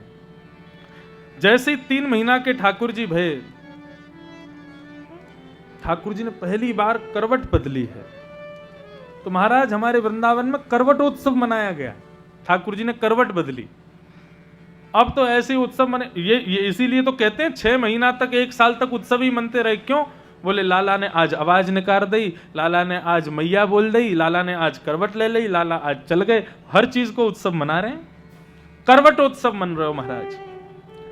मैया ने कही कि भैया लाला को सब लोग छेड़े, कोई हाथ पकड़े, कोई गाल नोचे, कोई लाला को गोदी में उठावे, लाला को कहीं दूर सुलाया हूं।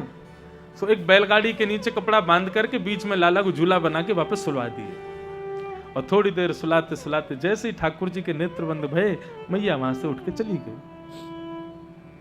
ठाकुर जी तिरछी नजर से देखने लगे, बोले मैया तू मुंह को अकेला छोड़ के जा रही है, तू जाने ना है मैं कौन हूं।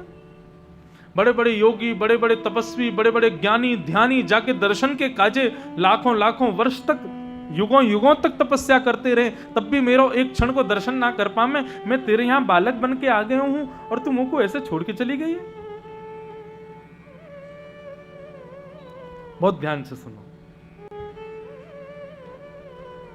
हम सबके घर में ठाकुर जी विराजमान हैं। सबके घर में लड्डू गोपाल, कौन सबन के घर में है, हाथ ऊपर करो, कौन कौन के घर में, सबन के घर में लड्डू गोपाल है, सबके घर में।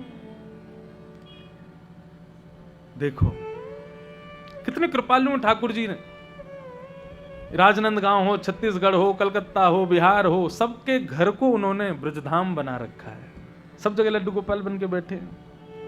मैं तो लड्डू गोपाल को देख के कहा कहूं, जैसे लड्डू गोपाल कहीं दिख जाए मैं कहूं ये है 3 व्हीलर। 4 व्हीलर बालक कैसा होता है, 4 व्हीलर तो 2 हाथों से भी चले, 2 घुटने से भी चले। लेकिन लड्डू गोपाल कैसे 3 व्हीलर है, 2 घुटने और 1 हाथ। 1 हाथ तो ऊपर उठा रखो है। अब आप ये सोचो, जब ठाकुर जी हाथ में, कभी कभी विचार करना चाहिए। देखो केवल आरती घुमाने से, दिन रात सुबह शाम दीपक जलाने से और काजू बादाम मिश्री को भोग लगावे से ठाकुर जी प्रसन्न ना हो। मैं कभी कभी बैठ के चिंतन किया करो। अब आप सोचो, विचार करो, 1 हाथ और 2 घुटने और ये यूं हाथ ऊपर। अब ये तो चलो ठीक है, एक मुद्रा है, लेकिन लड्डू गोपाल ऐसे नहीं है बैठे हुए हों, वो चल रहे हैं। देखियो, 1 पाम पीछे है, 1 पाम आगे है। अब कभी विचार करो, ये लड्डू गोपाल ऐसे चलते कैसे होंगे? 2 घुटने और 1 हाथ से कैसे चलते होंगे? जब चलते होंगे सुई लुढ़क जाते होंगे। क्यों? एक तरफ से तो बैलेंस है ही ना, है ना। बैलेंस तो गाड़ी तब चले जब चारों टायर समान हवा हो।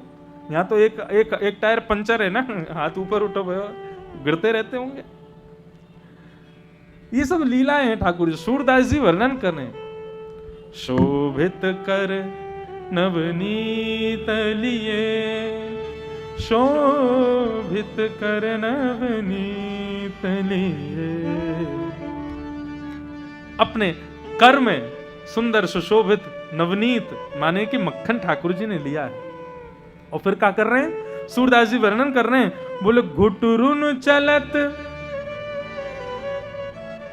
कोई ने टोक दिया, बोले घुटने से चल ही ना सके, जब 1 हाथ में मक्खन है तो कैसे चलेंगे? तभी सूरदास जी अगली पंक्ति कहते हैं, बोले रेणु तन मंडित, जैसे घुटने से चले सोई लुढ़क जामे और पूरी जो ब्रजरज है वहां में संलिप्त है जामे। गोरोचन तिलक किए, सूरदास जी के भाव अद्भुत हैं। बोले ठाकुर जी जब हाथ में मक्खन लेकर के और घुटने से ऐसे खिसक खिसक के आगे चलें तो बेर बेर गिर जामे, लेकिन वो मक्खन इतना प्रिय है वाकू धूल में ना होने दें तो वह हाथ को ऊपर ही रखें, खुद गिर जामे। और फिर एक तरफ से पूरी मिट्टी मिट्टी है जाए। ठाकुर जी बोले मैं तो गंदो है गयो, अब गंदो है के मक्खन कैसे खाऊंगा, चल मैया के पास चलूं, मैया से जाके कहूंगा मेरी मिट्टी झाड़ दे, वो कुछ स्वच्छ कर दे, फिर मैं मक्खन खाऊंगा। बेचारे लुढ़कते लुढ़कते मैया के पास पहुंचे, गिरते पड़ते, होठन में, नाक में, मुंह पे, आंखन में, सब जगह मिट्टी मिट्टी लगा लें। तभी ठाकुर जी जाके यशोदा मैया के कक्ष में देखें तो यशोदा मैया अभी अभी स्नान करके वस्त्र बदल करके अपना श्रृंगार कर रही है। और कैसा श्रृंगार कर रही है? एक लाल बिंदी लगावे, एक सफेद बिंदी लगावे, एक लाल बिंदी, सफेद बिंदी, लाल बिंदी, सफेद बिंदी, ऐसे पत्रावली को श्रृंगार यशोदा मैया कर रही है। और लाला हाथ में मक्खन लिए घूर के देख रहे हैं मैया को, कैसे श्रृंगार कर रही है मैया। और फिर लाला हंस जाए, अरे मैया को श्रृंगार बड़ा बढ़िया, मैं भी करूंगा ऐसा श्रृंगार। सो ठाकुर जी जामे गौशाला में, और गौशाला में जाके गोबर के ढेर के पास पहुंच जामे, और फिर एक गोबर की बिंदी लगा में, फिर दूसरी मक्खन की बिंदी लगा में, फिर एक गोबर की बिंदी लगा में, फिर एक मक्खन की बिंदी लगा में। सूरदास जी कह रहे हैं गो रोचन तिलक किए, इतना सुंदर श्रृंगार ठाकुर जी अपनो कर रहे हैं। बाल लीला ठाकुर जी की साधारण नहीं है बंधु। यदि बाल लीला में प्रवेश कर गए ना 7 दिन वही चलती रहेगी। ऐसे सुंदर सुंदर भाव हैं। क्यों? इनमें सुख इसलिए है क्योंकि वो साक्षात नारायण हैं, साक्षात हरि हैं, और अपनी प्रभुता भूल करके, अपने भगवत तत्व को भूल करके सामान्य लीला कर रहे हैं। ये देख करके आनंद आता है। ठाकुर जी पौड़े हुए हैं, तभी मैया से कहे मैया तुम मुझको अकेले छोड़ के चली गई, रुक जा अब ही बुलाऊं। तो हम सबके घर में जो भी ठाकुर जी है ना बंधुओं, एक बात मैं स्पष्ट करूं, जब भी घर से जाओ, कई लोग अब सोचते हैं कि हम ठाकुर जी को अकेले छोड़ के कैसे जाएं, और डलियाओं में लेकर ठाकुर जी को घूमते हैं जगह जगह, वृंदावन में देखना आप। लेकिन बंधुओं ऐसा नहीं करना चाहिए। ठाकुर जी के लिए सुंदर कोई डलिया नहीं, सुंदर कोई और लकड़ी का हो या कोई और सुंदर एक बढ़िया बनवाओ स्थान, उसमें ठाकुर जी को रखो। और फिर जैसे ही वृंदावन पहुंच गए, वृंदावन में जिस होटल में, धर्मशाला में जहां भी रुके हो, वहां पर ठाकुर जी को पौढ़ा के ठाकुर जी को भोग लगा के कहो लाला अब आपको वृंदावन आ गए हो है, अब हम आपको लेके जामे। तो ये बात तो उचित ना रहेगी। आप तो वृंदावन की गली गली जानो, हम जा रहे हैं बिहारी जी दर्शन करवे, राधा वल्लभ जी दर्शन करवे, आपको छोड़ के जा रहे हैं, बढ़िया ग्वाल बालन के संग खूब उधम मचाओ, हमारे वापस आवे से पहले वापस आ जाइए, ऐसा भाव कह के चले जाओ। ठाकुर जी को गलीन में लेके घूम रहे हैं, चाट भल्ले खा रहे हैं, एक हाथ में ठाकुर जी बैठे हैं, दूसरे हाथ से चाट खा रहे हैं। ऐसे थोड़ी होती सेवा ठाकुर जी की, भाव की सेवा होती है। कक्ष में ठाकुर जी को विराजमान कर दिया और कह दो लाल जी आपको ब्रज वृंदावन है, अपने सखान के संग खूब डोलो, आनंद करो, समय बता दो, मैं आ जाऊंगा वापस 9 बजे तक, बात से पहले पहले आ जाइए आप, ठीक है, अब आप जाओ हम भी जा रहे हैं, ऐसे कह के चले जाओ। ठाकुर जी खूब आनंद में रहते हैं ऐसे। अब मैं कथा करने आता हूँ, हमारे ठाकुर जी बिलाई में, और जिस जगह में रुका हूँ वहाँ कोई भी नहीं रुका, पूरे उसमें कम से कम होंगे 30-35-40 कमरे, अकेला मेरा कमरा, मैं रुका हूँ। तो हमारे ठाकुर जी वहां रुके। अब मैं इतनी दूर कथा करने आता हूँ, जहां भी कथा होती कथा करने जाता हूँ, 4-5 घंटे ठाकुर जी अकेले कमरे में। भाव कैसे बनता है? तो ठाकुर जी से प्रार्थना करके आते हैं, हे लाल जी आपकी कथा सुनाने जा रहे हैं, सब लोगों को, सबको आपका सुंदर भाव प्रस्तुत करने जा रहे हैं, अब इतनी देर क्या करोगे? तो सब ग्वाल वालों को बुला लो, कमरा आपका है, खूब उधम मचाओ, बिस्तर पर लोटो, ये सब मिठाई के डिब्बे रखें, फल रखें, जो मन करे खा जाओ, 6-6:30 बजे हम आ जाएंगे, बाद से पहले व्यवस्थित है जाइए, ऐसा कह दें। अब जैसे यहाँ आरती होगी तो वहाँ ठाकुर जी सब बिस्तर बिस्तर ठीक करेंगे, बोले भैया आ रहा होगा वापस, जल्दी से कर लो सब, और फिर जाके खड़े आ जाएंगे, आ गए हो। ये भाव है ठाकुर जी के प्रति। जब भाव होते हैं ना तब सेवा होती है। हम सब यशोदा हैं और हमारे घर में बैठे लाल जी हमारे ठाकुर जी हैं, हमारे लिए घर पे आए हैं। उनके प्रति ये भाव रखो जैसे यशोदा के भाव हैं। मैं एक घर में गया, वहां मैंने एक बड़ा सुंदर देखा, लड्डू गोपाल की उठी हुई हाथ के नीचे एक मसनद लगा रखी थी उन्होंने। जैसे ही मैं देखा मैंने कहा ये बड़ा अच्छा भाव लगा मुझे। मैंने कहा आपने सोचा होगा ठाकुर जी बेचारे उठे हाथ में ही रहे, हाथ में दर्द है जाता होगा, दुख जाता होगा, तो एक तकिया लगा दी ठाकुर जी की। ये भाव ही तो है। सेवा भाव से होती है बंधुओं, पूजा नियम से होती है। लेकिन ठाकुर जी पूजा स्वीकार नहीं करते, ठाकुर जी सेवा स्वीकार करते। यशोदा मैया को दूर जाते देख ठाकुर जी ने अपनो एक पाद ऊपर उठायो, ऐसा पाद प्रहार कियो, ऊपर सक्टासुर नाम का एक दैत्य बैठा था, उसका वध हो गया। सारे गौरस मटके फूट गए, बैलगाड़ी पलट गई, सब दौड़ करके आए तो देखा गौरस के बीच में ठाकुर जी पड़े हुए हैं। यशोदा मैया ने गोदी में उठायो, इतनी बड़ी बैलगाड़ी कैसे गिर गई? तभी एक बालक आयो, आके बोलो मैया मैं बताऊं कैसे गिरी? कैसे गिरी? तुम्हारो लाला है ना, या ने अपनो पाम ऊंचो करके यूं करके जोर तेजा में धक्का मार दियो, वहां से गिर गई बैलगाड़ी। मैया ने एक थप्पड़ मारो, बोले झूठ बोले, 3 महीना को मेरो लाला ने 100 छोरा और इतनी बड़ी बैलगाड़ी गिरा देगा, और वो भी यूं यूं लात मार के, और कोई ना मिलो तो को बाबड़ी बनावे को, मुंह झूठ बोले। बोले मैया मैं साची कह रहा हूं, तेरे लाला ने लात मारी बैलगाड़ी में। शुक्राचार्य जी मुस्कुराते हुए कहते हैं परीक्षित, बच्चे तो सच बोल रहे हैं, लेकिन अप्रेमयम बलम तस्य बालकस्य न ते विदु। बालक तो सच बता रहे हैं कि ठाकुर जी नहीं कह रही है, लेकिन मैया का जो बाल भाव अपने पुत्र के प्रति है वो स्वीकार नहीं कर रहा कि मेरे लाला ऐसा कर सके। बंधुओं, प्रेम जहां होता है ना, वहां पर अपने प्रेमी की प्रबलता हम लोग स्वीकार नहीं करते। वो कितना श्रेष्ठ है, कितना महान है, कितना बड़ा पराक्रमी है, कितना क्या है, ये सब नहीं देखा जाता प्रेम में। मां बेटा कितना भी बड़ा हो जाए, कितना भी पराक्रमी हो जाए, कितना भी श्रेष्ठ कमाने वाला क्यों ना हो जाए, मां को आज भी लगता है आके मेरी गोद में ही बैठे। उसको तब भी लगता है मेरा तो लाला ही है, मैंने इसको चलना सिखाया, मैंने बोलना सिखाया। वही भाव यशोदा का भगवान के प्रति है, और ठाकुर जी चाहते हैं ये भाव मैया का बना रहे। इसी भाव के लिए तो मैं आया हूं। भगवान बहुत दिन बन के रह लिए, अब थोड़ा ने इन ब्रजवासियों को लाड़ प्यार प्रेम प्राप्त करवे आए हैं। ठाकुर जी धीरे धीरे 1 वर्ष के भय, और 1 वर्ष के जैसे ही भय हैं महाराज, भगवान का नामकरण संस्कार हुआ। श्री गर्गाचार्य जी महाराज नामकरण करने के लिए आए। गर्गाचार्य जी महाराज ने आकर के कही कि भैया कल नामकरण होगा तुम्हारे बालकन को, आज रात्रि हम यहीं निवास करेंगे। यशोदा, हम किसी के हाथ को बनो हुए भोजन ना पामे, अपने हाथ से बना के पामे, या हमारे तू हमको खीर की सामग्री दे दे, हम अपने आप बना के अपने ठाकुर जी को भोग लगा के पा लेंगे। गर्गाचार्य जी ने कहा।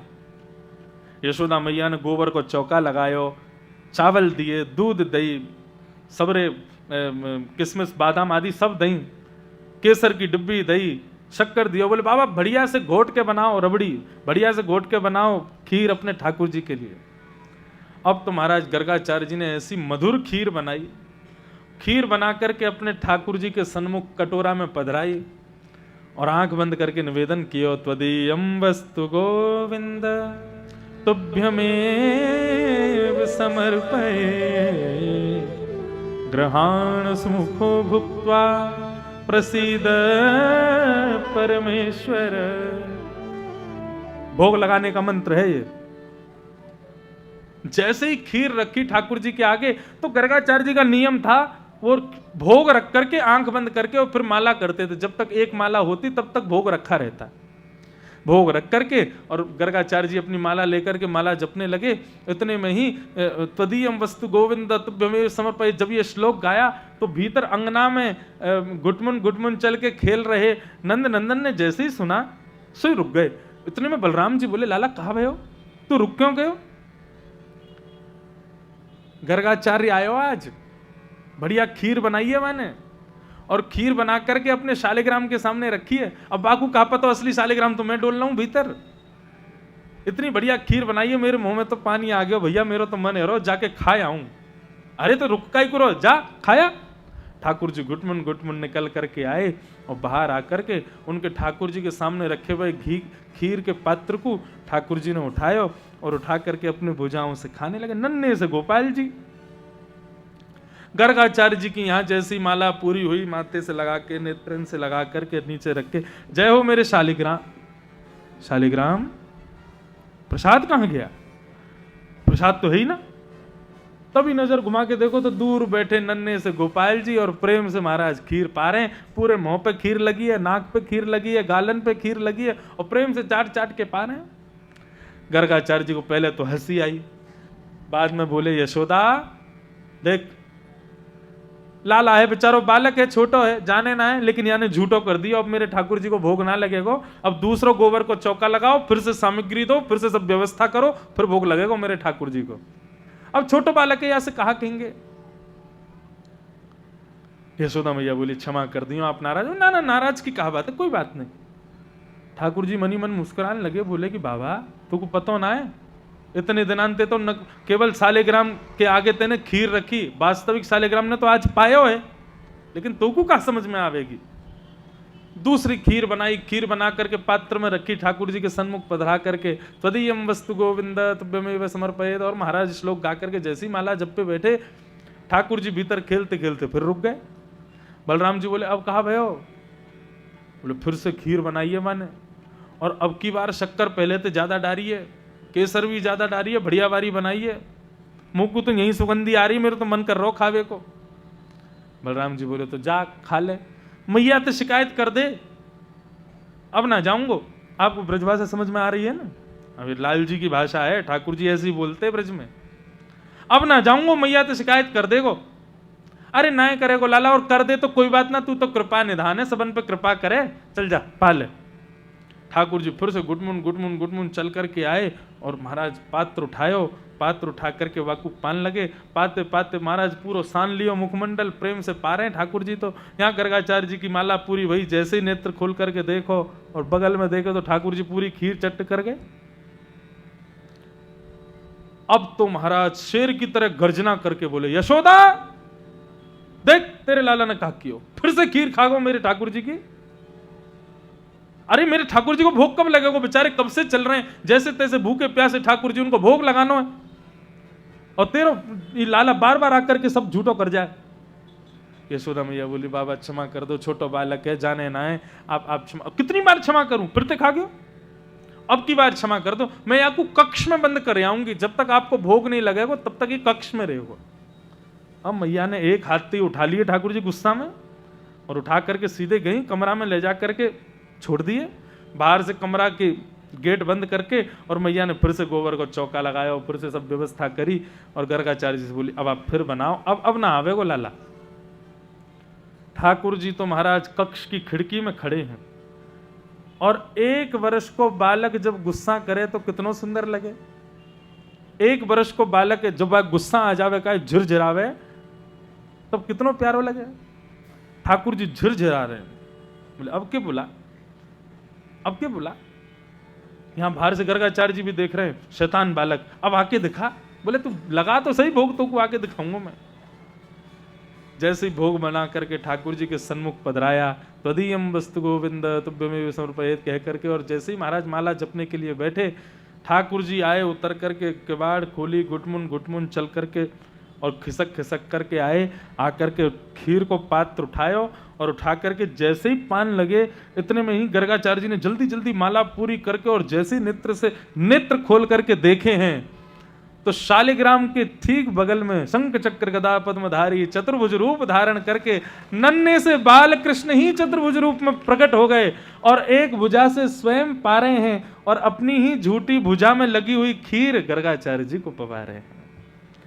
गर्गाचार्य जी के नेत्र सजल हो गए, बोले प्रभु क्षमा कर दो, मैं आपके रूप को पहचान नहीं पाया। प्रेम से ठाकुर जी ने अरोगो, प्रेम से गर्गाचार्य जी को अरोग आयो।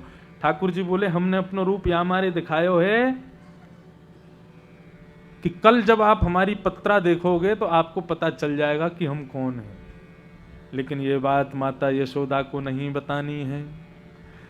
मैया यशोदा को नहीं बताना हम कौन है, क्योंकि आपको कल पता चल जाता और तब आप बोल देते तो फिर बड़ी बवाल हो जाता। इसलिए मैया यशोदा को मत बताना, और आप बस दर्शन कर लो। गर्गाचार्य जी ने खूब प्रणाम कियो, और प्रणाम करके अगले दिन नामकरण संस्कार भयो।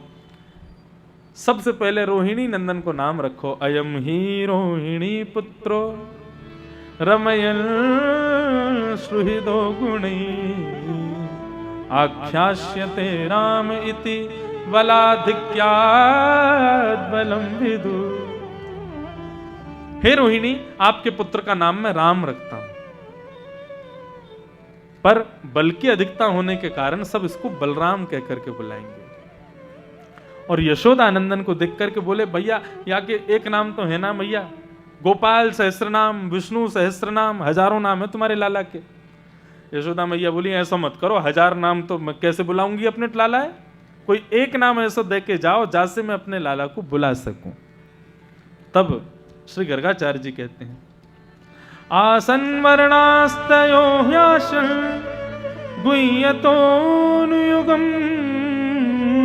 तनु शुक्ले रक्तस्तथा पीत इदानीं कृष्णताम गत। मां, आपका ये लाला पहले भी जन्म ले चुका है, कभी पीत वर्ण का हुआ था, कभी श्वेत वर्ण का हुआ था, कभी रक्त वर्ण का हुआ था। इस बार ये श्याम वर्ण का है, इसलिए श्याम को ही कहते हैं कृष्ण। ठाकुर जी का वर्ण कैसा है? काले नहीं है ठाकुर जी, कृष्ण वर्ण। कृष्ण वर्ण, कृष्ण एक स्वयं एक रंग है। कृष्ण कैसा रंग?